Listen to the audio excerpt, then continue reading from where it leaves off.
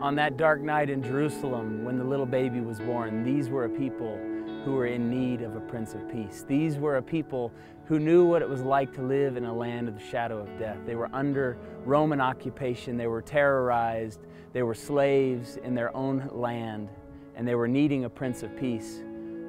This little baby moves in and comes onto the scene and lives this sort of quiet life, but all of a sudden at 30 years old, this baby launches out in ministry. He goes into the desert and fasts and prays, and he's tempted by the devil, and yet he remains sinless. And it says from there the Spirit of God led him out into the ministry, and he began to do signs and wonders, so much so that the people were watching and saying, what is going on with this man called Jesus? John sent his disciples over to find out what was going on, and Jesus said to them, you go tell John that the blind see, and the deaf hear, and the lame walk, and the dead are raised, and the poor have the gospel preached to them. You see, Jesus comes that we might live in freedom and peace. Jesus comes to bring us into God's wholeness and shalom. And so for you today, wherever you find yourself, see, maybe some of you would be able to categorize your life as a life lived in the land of the shadow of death.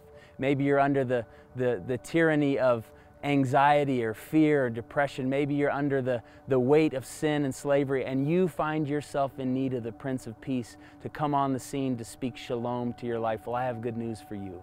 It seems to me that when God comes near, the curse is broken and peace is restored. Today, I invite you in to receiving that peace that Jesus came to give. There will be no more gloom.